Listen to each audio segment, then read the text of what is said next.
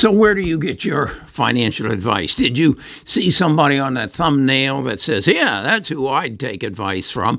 Do you really take advice from people on YouTube or Instagram or TikTok? Do you really? Or do you take advice from a professional? Or if you had access to one of the best traders in the world, why wouldn't you take his advice? Why wouldn't you follow his or her lead? There's a number of them. There's some of them I've shown you on the thumbnail for this video. I've got to thinking, Warren Buffett will tell me anything and everything about his investing. He has both an A share and a B share, and he publishes his portfolio on a regular basis. So why don't I go look at it, and why don't I look at his past history and see if maybe I can get Warren's financial advice? And I'll share it with you right after I tell you, this isn't financial advice. Best of Us Investors presents Kerry Griegmeyer.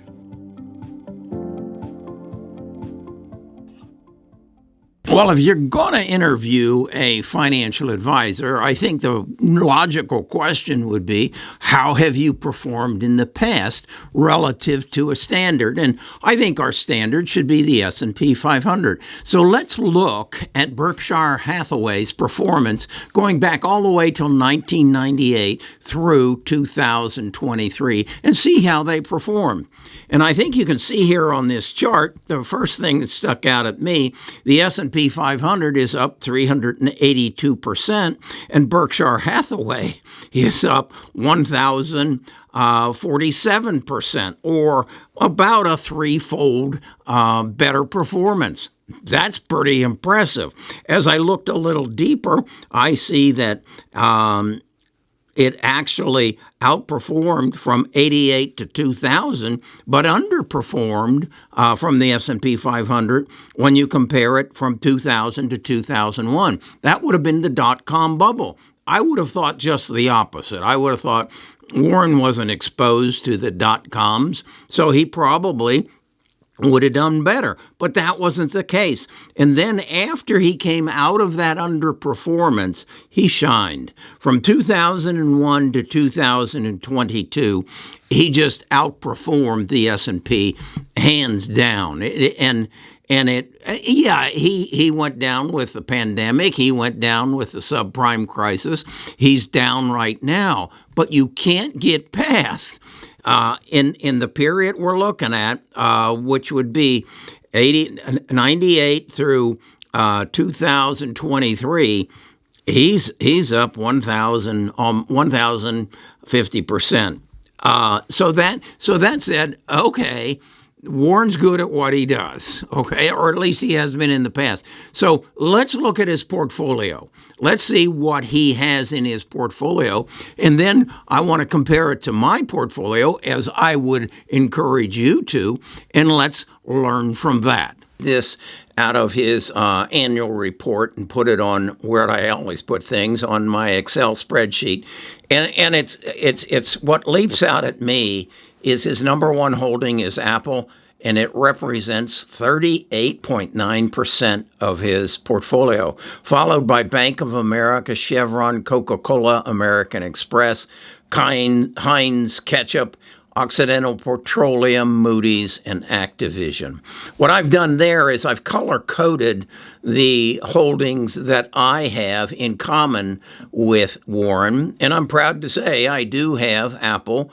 I don't have Bank of America, and you'll notice I've put a number of stocks in green. I'm not going to be buying banks anytime soon because we need to figure something out, and particularly Citigroup. I don't like the things that I have found on Citigroup, but then I understand that Warren might know something I don't know. As I say, I don't have Chevron, but I do have Exxon, I used to work for American Express. I held American Express as we came out of the pandemic. I do own Occidental Petroleum, and I do own Activision Blizzard. I was surprised to not see Microsoft here because Warren is a big fan of Bill Gates and a friend of Bill Gates. I see General Motors. I would not want to be in General Motors. Another bank. I am in Amazon, and you can see some of the other names: Kroger, Liberty Media, Paramount. That's interesting. MasterCard. And then we come down. This is one I don't own. I own NVIDIA as opposed to Taiwan Semiconductor. But I think I'm going to probably, as a result of reviewing this, I'm going to follow Warren's lead. It's not going to be a major part. And again, this is the percentage of his portfolio that these stocks make up. So they're quite small, relatively speaking. And then you have another bank and then another financial institution. I've also noticed he's not much into pharmaceuticals. I see Johnson & Johnson here.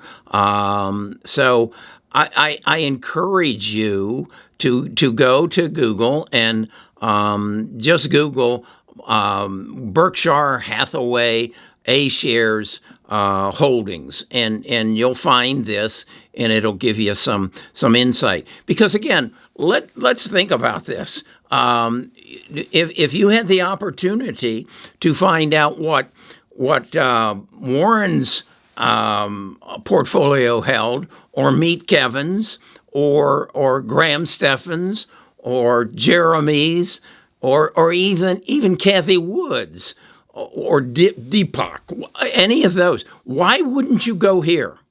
Why? That's why I own Occidental Petroleum, because I read that Warren was upping his ante and was taking it up to 20%, and more recently I have read that he is trying to get it up to where he owns 50% of the stock.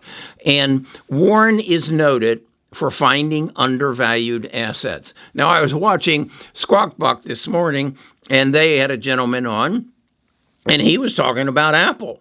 And he was saying, I'm afraid Apple's a little overvalued. He was going into the fact that Tim Cook is in China right now, and he's glad-handing and doing a lot of business.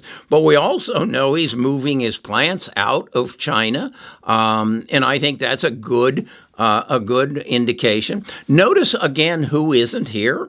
We don't see Tesla. We see no Bitcoin. I don't think you'd find Warren in there, but then we don't see any Google and NVIDIA or Facebook. So I would say, looking at this, Warren is a bit more conservative than me. He doesn't have what I would call any speculative or moonshots in here. He, as I say, is not in pharmaceuticals. He's not into any form of genome sequencing, genome editing. He has no electric vehicles in here. And so, or even other energy companies. He's a very conservative investor, but look at how he outperformed the S&P 500. So let's go back to the thumbnail. Who are you getting your financial advice from? Are you hiring a professional, or are you relying on a talking head on YouTube?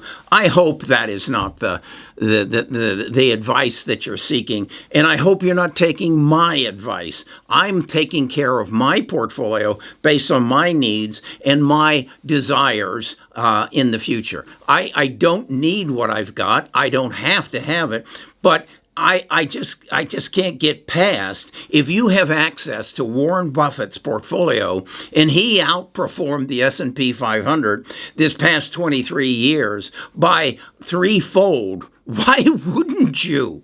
Why wouldn't you? Why wouldn't you just go duplicate it and say, okay, I'm going to do a Google alerts that alerts me anytime Warren buys or sells anything? He has to file his filings with the NASDA. And so you don't need anything else if in fact your desires and your investment portfolio matches his desires for an investment portfolio.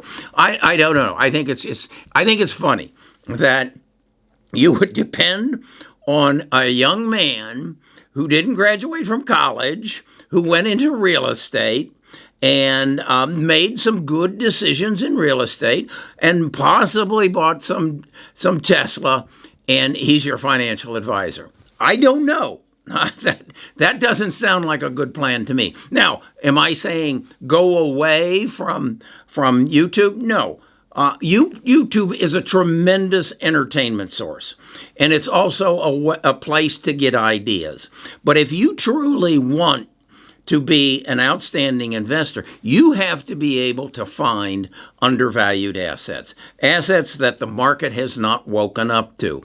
And I think there's some probably in there in Warren's portfolio, some things to pick up. Now, one other thing I just thought of, I always thought that Warren was very heavy into the railroads and insurance companies. Now, that may be in his Berkshire B portfolio. I'm going to go and look at that, and I'll let you know what I find. But again, a tremendous resource. Take advantage of it. And again, I am very confident that our world is going to become a better place as a result of artificial intelligence, genome sequencing, genome editing, electric vehicles, solar energy. We just got to get through the pitfalls that our government and our banking system set up for us on a regular basis. I mean, if you dig into it, the dot-com bubble was overvaluations. The subprime crisis was the bank. I believe it was in 78. It was the banks. They do this same routine over and over. And I guess it's just, I don't know if it's stupidity or it's just what they feel they need to do. All right, I'll talk to you again tomorrow.